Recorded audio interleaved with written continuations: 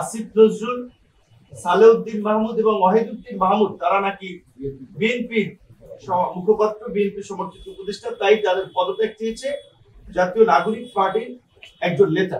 বড় অঙ্কের টাকার বিনিময়ে তিনি উত্তরের প্রশাসক পদ বাগিয়ে নিয়েছেন, কারণ এছাড়া এজাদের তো কোনো যোগ্যতা নাই ঢাকা উত্তর সিটি কর্পোরেশনের মতো এই জায়গায় প্রশাসক হিসেবে বসার। রাজনৈতিক ঐক্য গড়ে উঠেছিল এবং তার মধ্যে দিয়ে যে একটা সরকার গঠিত হয়েছিল, সরকারের ভূমিকার কারণে সেই ঐক্যে এখন ফাটল ধরেছে।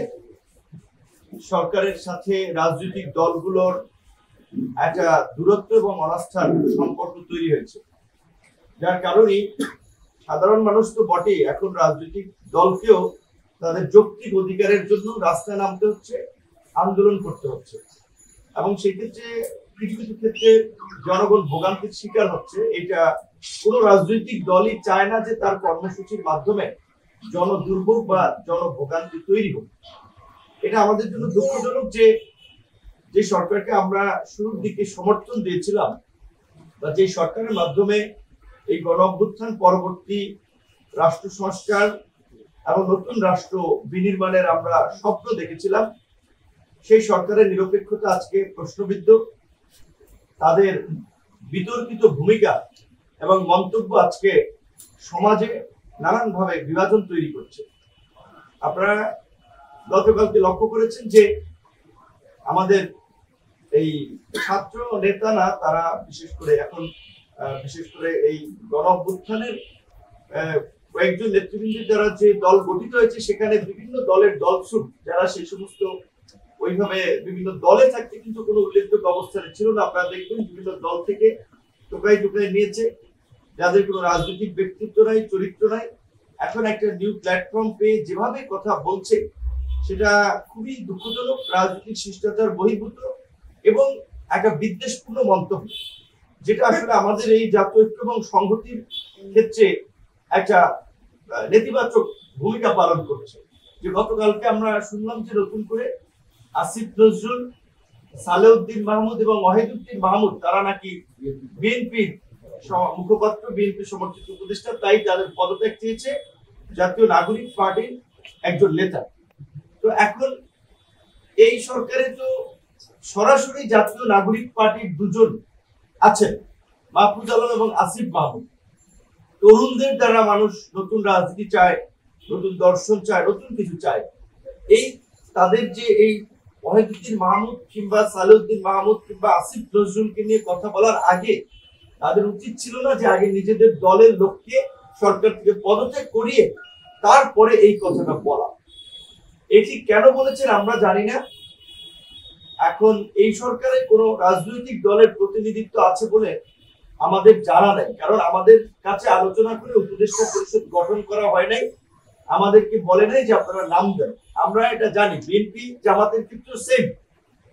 বরঞ্চ আমাদের সাথে এই আলাপটি করা হয়েছিল যে এখন একটা ক্রান্তিকাল সময়, এই সময় দ্রুত আমাদের একটা সরকারে যাওয়া দরকার। আমরা আপাতত কিছু লোককে নিয়ে আনুষ্ঠানিকভাবে সরকার গঠন করি, পরবর্তীতে সবার সাথে আলাপ আলোচনা করে এটার কাঠামো এবং পরিবর্তন করা হবে বা সিদ্ধান্ত নেওয়া হবে। তো সেখানে এই আসিফ নজরুল, সালেউদ্দিন মাহমুদ কিংবা ওয়াহিদুদ্দিন মাহমুদের মতো সিনিয়র এই সরকারের মধ্যে যারা আছে উপদেষ্টা পরিষদ, তাদের মধ্যে মোটামুটি সিনিয়র ব্যক্তিত্বপূর্ণ ভারতপূর্ণ লোক এই তিনজন। এবং এদেরকে বলার অর্থ আমরা জানি না বাকিরা কি আপনার এই এনসিপির লাইনে কিনা, যে কারণে তিনজনের পদত্যাগ তারা দাবি করেছে বা তিনজনকে নিয়ে সুনির্দিষ্ট বক্তব্য দিয়েছে। যাই হোক, এই কারণে আমরা যেটা বলছি, এর আগে আপনারা শুনেছেন, সামগ্রিক প্রেক্ষাপটে মনে হচ্ছে যে আসলে আগামী জাতীয় নির্বাচনের জন্য আমাদের আরেকটা নিরপেক্ষ এবং নির্দলীয় তত্ত্বাবধায়ক সরকারের প্রয়োজন হবে।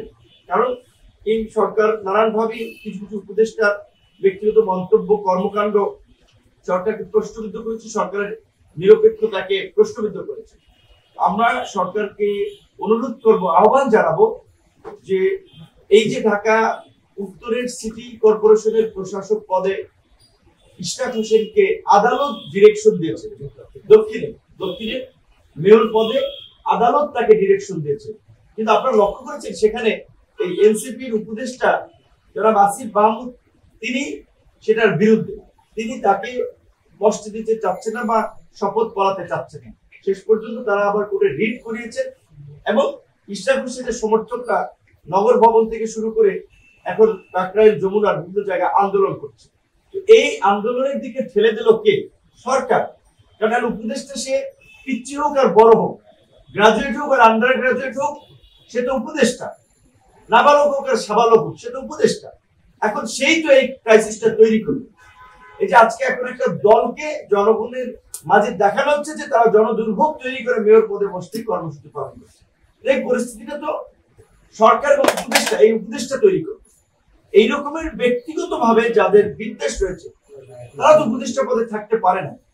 বিপরীত দিকে আমরা যদি দেখি ঢাকা মহানগর উত্তরের ক্ষেত্রে সিটি কর্পোরেশনে নিষিদ্ধ ঘোষিত সংগঠন হিজবুত তাহরীরের নেতা জঙ্গিবাদের অর্থায়ন এবং সম্পৃক্ত ছিলেন, সেই অভিযোগে তিনি গ্রেপ্তার হয়েছিলেন, কারাবরণ করেছেন 2015 সালে 2 বার। এবং ওখান থেকে মুক্ত হয়ে যেটা আমরা দেখেছি ওই শাহেদের মতো, বাটপার শাহেদের মতো, আপনারা দেখেছেন না বঙ্গভবন গণভবনে একদিনে গেছি 3-4টা পাঞ্জাবি নিয়ে, পাঞ্জাবি চেঞ্জ করে বিভিন্ন মানুষের সাথে ছবি তুলে। ঠিক একইভাবে আওয়ামী লীগের নেতাদের সাথে হাসান মাহমুদ, কৃষিমন্ত্রী আব্দুর রাজ্জাক, স্পিকার, বিভিন্ন মানুষের সাথে ছবি তোলা, প্রোগ্রামে যাওয়া, তিনি আওয়ামী লীগের লোক, এটা প্রমাণ করার চেষ্টা করছেন। আবার এই পট পরিবর্তনের পরে জাতীয় নাগরিক কমিটিতে ঢুকে শুনেছি যে বড় অঙ্কের টাকার বিনিময়ে তিনি উত্তরের প্রশাসক পদ বাগিয়ে নিয়েছেন। কারণ এছাড়া এজাজের তো কোনো যোগ্যতা নাই ঢাকা উত্তর সিটি কর্পোরেশনের মতো এই জায়গায় প্রশাসক হিসেবে বসার।